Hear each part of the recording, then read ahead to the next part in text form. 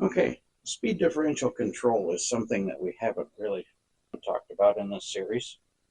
I've got my power hooked up and everything is operational. Now, if I leave these speed controllers turned off and I simply take a magnet, this is just a bar magnet,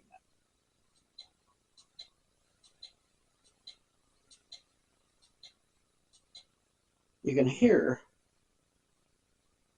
that it is clicking the relay.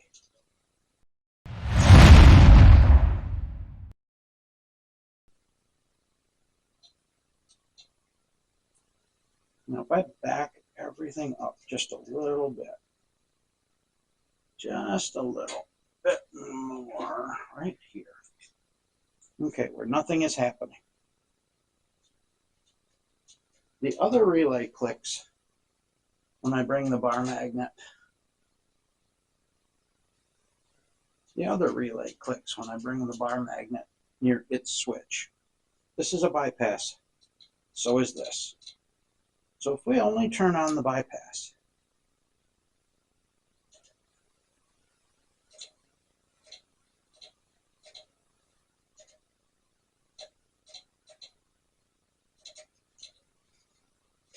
that is how the bypass works. Since we haven't really talked about it very much, this is the speed controller for the main speed, for the main rotation. This is the speed controller that only works during bypass. Each one has got a power light. It'll tell you whether or not it's turned on. And then the on-off knob is also the speed control knob. These two relays are actually what feed both motors. So when the relays are not energized, both motors are getting fed directly from here. And then once the relays are energized, the diodes stop any backflow. And this one feeds it the faster speed. I was originally going to have the relays turning off the main motor and turning on the secondary motor, but there was just too much of a chance of a time lag that I couldn't control. So when this one is turned on, everything turns. We're going to just barely have it all turning here. No, too fast, too much. Okay. Just enough to keep it going.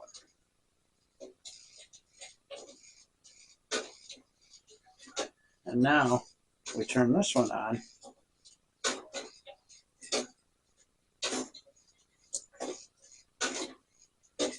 And even though it's just barely speeding it, the speed picks up each time because it's adding more pulse width delivered voltage to the motors. Same as if this was a resistor and this was a resistor. As soon as you tie the two together, your total resistance is less than the smallest resistor in the circuit. So if this was the larger resistor and this is the smaller, it really doesn't matter which. The resistance, total resistance, or working resistance for the motors would be less than either one of them, making the motors speed up either way. Now, I know these aren't resistors, they're pulse width modulated power supplies, but the analogy is the same.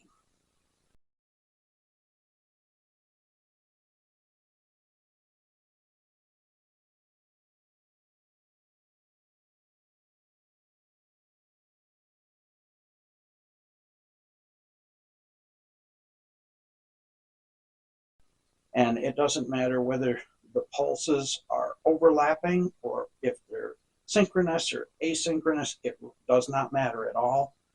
This one can't feed back to this one because of the diodes, and this one can't feed back to this one because of the diodes. I just wanted to point that out so that we're completely clear on how the speed differential control works.